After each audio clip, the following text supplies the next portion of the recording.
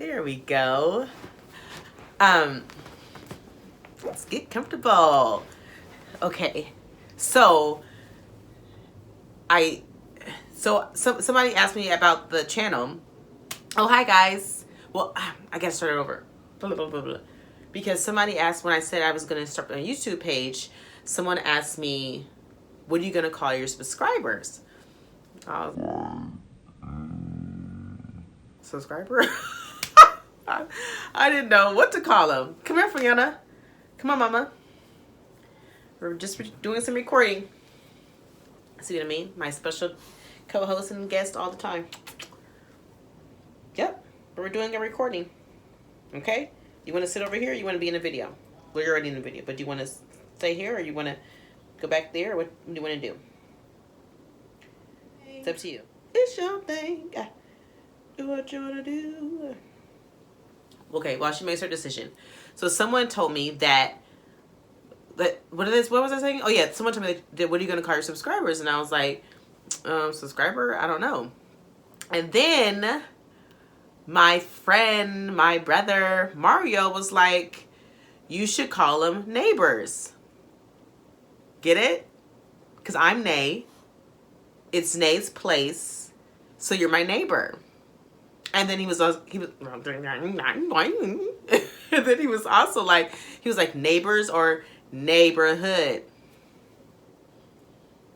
Welcome to Nay's place. Welcome to the neighborhood, neighbors. Okay, neighbors. So it's NAE, obviously, because Nay, and Burrs. I'm not gonna do the whole BU. I'm just gonna say neighbors. Just how you spell neighbor. How you spell neighbor except the NAE in the front. Okay. That's what we're gonna do. So, welcome neighbors to the neighborhood at Nate's place.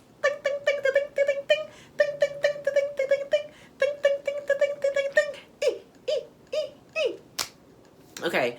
Now that we got that settled. Oh, wait, I got to do the whole make sure you subscribe thing. Okay, so neighbors, make sure you subscribe, like, comment, and share.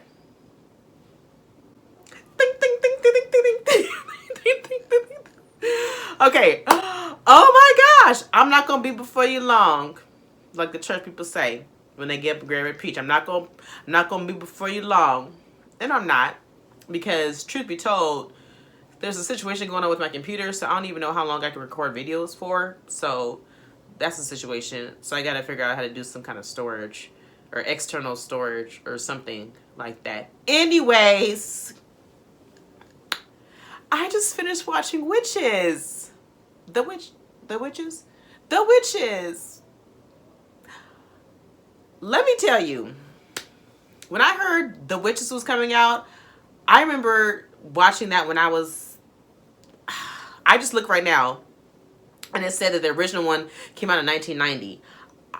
I was 6, so I don't think I watched it because I don't really have that good of a memory. So I don't think I watched it when I was 6 years old. But I remember watching it when I was younger. I don't even know how old I was, but that that movie scared the bejesus out of me.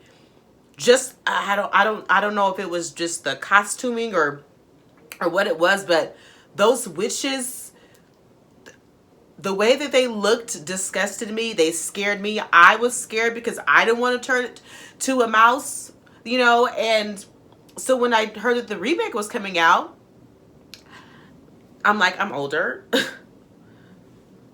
Get out of here, childhood trauma with that movie. No, but I was really kind of like, I don't know. No. I was like, I don't know if I want to watch it again or watch the remake. But I was like, I like Anne Hathaway and I like Octavia Spencer, so I'm like, oh, I'll try it out. So I just finished watching it. Let me just say I'm not as scared as I was before. So praise God for healing and progression. But it was a cute movie. It's not going to be like, and the Oscar goes to The Witch. No, it's not going to be like that. But it is like a nice, feel good kind of movie or whatever. Now, I personally, when I do movie reviews or when I look at movies, I'm not I don't look at what is it, the Rotten Tomato, the apple, is it apples or tomato, Rotten Tomatoes. I don't look at Rotten Tomatoes because I don't really pay attention to that. I pay attention to how I feel. Ooh. I pay attention to how I feel. If I feel like, not feeling it, but if I feel like, oh, and that was a oh kind of movie, you know, like it just made you kind of feel good. I mean, it was corny. As they had a couple of lines in there that were like, oh, you threw that in there for moral of the story, good feeling vibes, you know, because it really didn't have anything to do with one place or the other, but you threw it in there, okay, you know, like at the end they were talking about she said something, Octavia said something like, well, Octavia is the grandmother person, and she said something like, I don't see you. She said,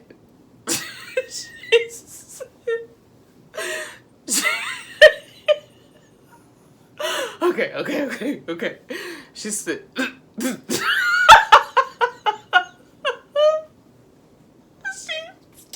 I don't have a prop. Okay, pretend this is a mouse right here at the thing right here. She looked at the mouse. She said,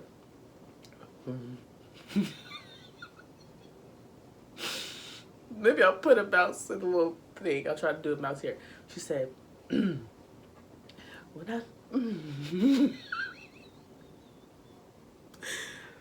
I look at you, I don't see whiskers and a pink nose.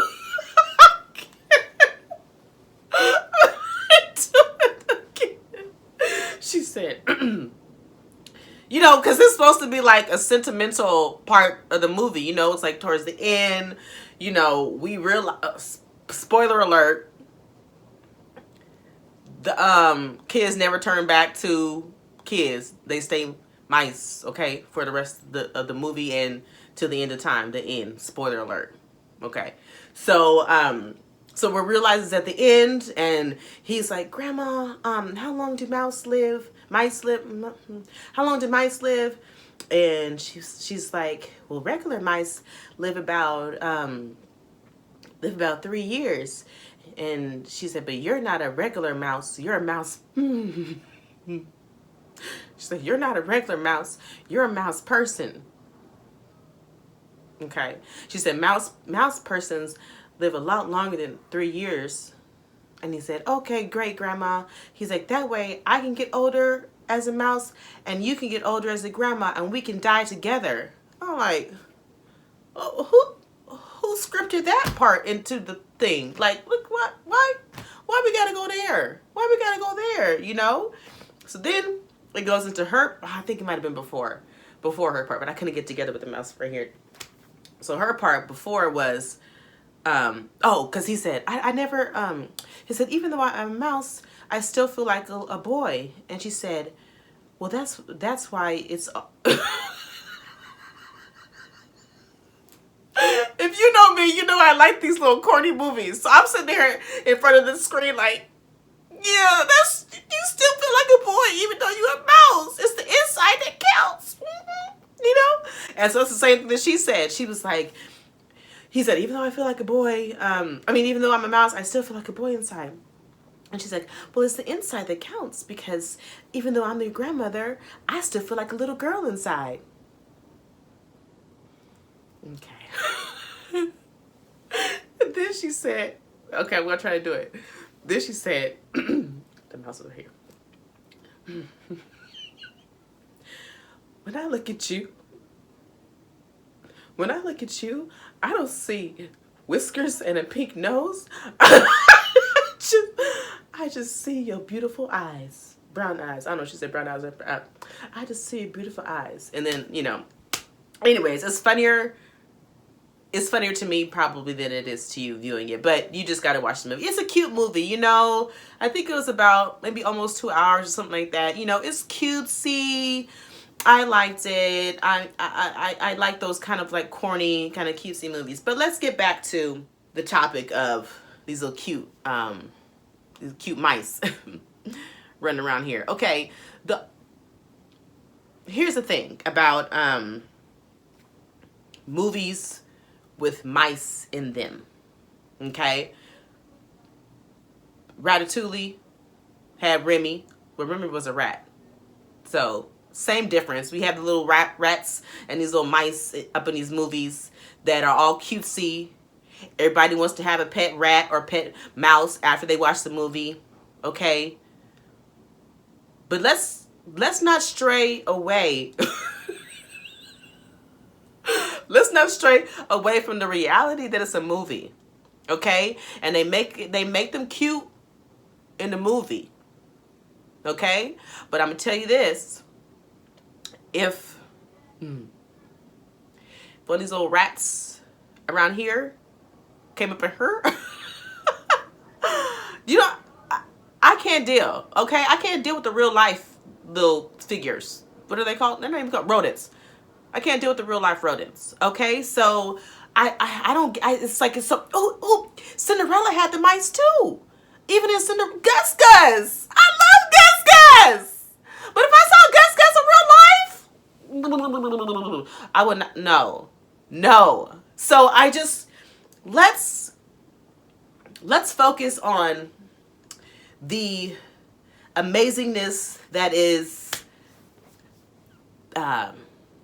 movie production, cinema, and how we can fall in love with these characters, even the characters of the mice and the rats and the mice. I said that already. We fall in love with these characters, these animals, and we want them as our pets, as our friends, you know. But the reality of the situation is, it's a movie, okay? Because if Gus ran up in here, I don't care how cute your little belly is coming outside your little shirt, Gus. I'm setting traps, okay? Because I don't want to have anything. I remember when I went to San Francisco, and we were driving down this one street. I can cringe. I'm cringing now because I think about all the rats that were in this one little area, and they were just crawling around, and I just can't imagine. I can't. I feel like they're on me right now. And there was a part in the movie. See, there's like the movie like had all the little cutesy stuff, but there was the part in the movie, spoiler alert, where they gave the potion to the witches, and all the witches start turning into mice. All the witches start turning into mice, and that part scared me a little bit because, well, I don't think it scared me. Scared's not the word, but it made me cringe because there were so many of them. They just started like moving around, and they were like spatting them with the brooms, and it was like splattering, and it just made me cringe. And then one of the mouse or rats, whatever they were, went up on the guy, and it was just going around the guy, and I just was like, I can't even imagine if I just can't even imagine. And for people who know or followed my like Instagram story, you know that I had a situation here, not in my house, not in the neighborhood. Well, not in Nay's place, but in the neighborhood. Well, not my neighborhood. This is the NEIGH neighborhood. Okay? Because we won't have no rats up in Nay in a neighborhood.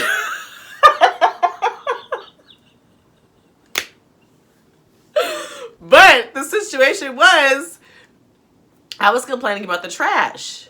I'm like, what is this trash outside of the dumpster? Like, it's supposed to go inside the dumpster, not supposed to be surrounding the dumpster. So I took pictures. I know that's how you do a picture sound. That's the picture sound. I took pictures of the trash, and I sent it to the HOA with an email, and I was like, hello, here's this thing. Here's the trash. Like, can you handle the situation? They sent a reply back. The situation's already been handled.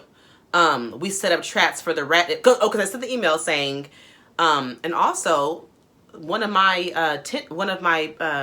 co-tenants said that there was a situation where she saw a rat, just one. Okay. So then he sent this. I'm gonna put this one up here. So then I sent my email. he replies back, "Thank you, Janae, for making us aware of the situation. We were already aware of the situation, and we've set up traps in order to alleviate the rat population." Okay, population means there's multiple ones. So this is the multiple numbers that are going off right here. When I only thought there was one rat that was a situation. Now he's talking about there's a whole rat population. So now we got rats in the NANEIGH brotherhood. And these aren't the witch rats.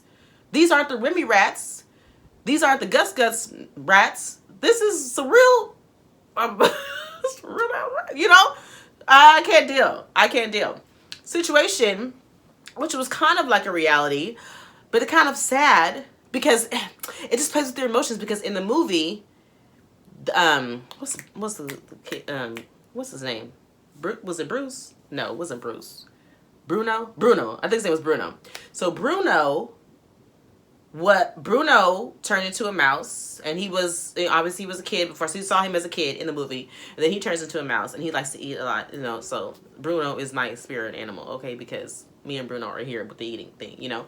And so the grandma tries to reconnect Bruno with his parents, so she brings out of her purse Bruno to Bruno's mom. And the first interaction, I was yelling at the screen because she brought Bruno out the purse, and Bruno was up there eating, and grandma was like, "Bruno, say hi to your parents."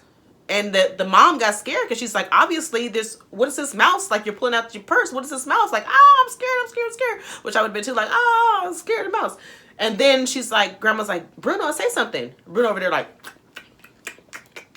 So then the lady goes off, the mom goes off, and she's like screaming and stuff, makes a complaint or whatever. And then the grandma's like, "Bruno, why you didn't say anything to your mama?" And then Bruno was like, "Well, my dad told me not to talk with food in my mouth." It's like, okay, Bruno. So we revisit that situation again at the end, towards the end of the movie. And she pulls out Bruno out the purse again. And Bruno is introduced to his mom. And the Bruno was like, "Hey, Mom, it's me." And the mom was like, "Ah!" Like she was still scared, you know? So that was the reality of the situation, because let Fiona come up to me, turn into a rat, talking about, "Mama, it's me." I'd be like, I ain't your mama, you know? No, I don't know how I would feel, because I love Fiona. I might have a pet mouse or pet rat. I cringe when I think about it. I like Fiona the way she is. I don't want her to be a mouse. What would you do, though? That's a question.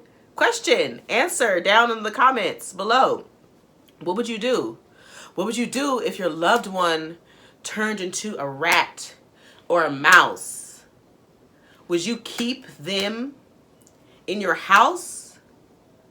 Or would you say, "Bye, mouse"? Would you keep them in your house? Or would you say, "Bye, mouse"? Or would you keep them in your house? Would you say, "Bye, mouse"? No, but for real, what would you do? I cringe because, you know, here's the thing. The difference is I feel like I would keep them how they look in the movie. But the way that the rats look in real life, ugh.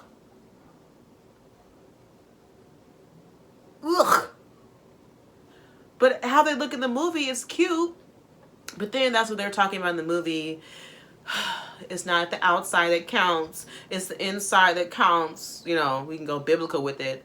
God doesn't look at the outside. He looks at the heart. So instead of me looking at the outside ugly rat, I'm supposed to look at the inside and be like, that's still Fiona inside. And I can't focus on the long tail and the teeth and the...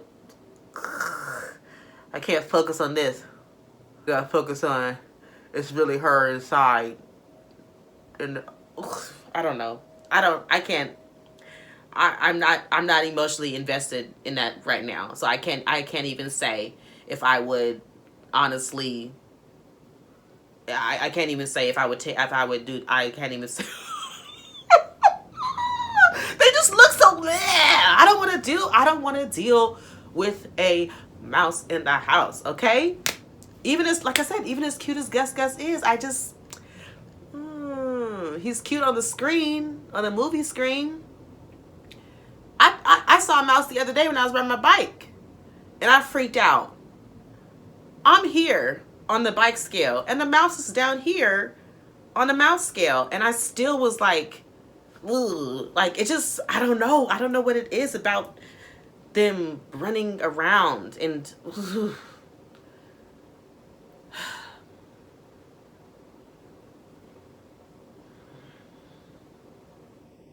The moral of the story.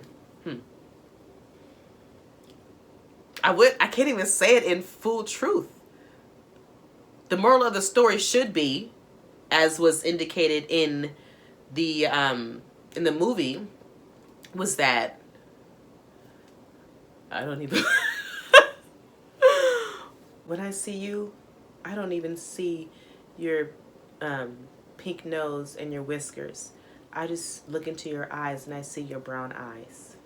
Or eyes. I don't know if you said brown. I forgot again. So that's what the moral of the story should be. The moral of the story should be that we don't look at people's outward appearances, but that we focus on the inside. Because it's the person's character that really matters. So even if they look like a rat and they walk like a rat and it sounds like a rat, might even smell like a rat, we have to focus on the inside. Because the inside is what matters. That's not good. I don't have a good moral for this because rats are nasty, mouse are nasty, and I don't know what purpose they serve. Okay? That's the end. That's the end. So the question is, though, if your family member turned into a rat or a mouse, would you keep the mouse in the house? Or would you say, bye, mouse?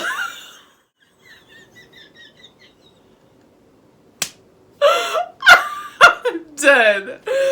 Okay, that's the end of the episode. Make sure you watch the movie Witches. You can do the old movie. I don't know how you would access the old movie, but the new movie is on hbomax. And yeah, don't forget to subscribe to the neighborhood. Ooh, ooh. Okay, bye.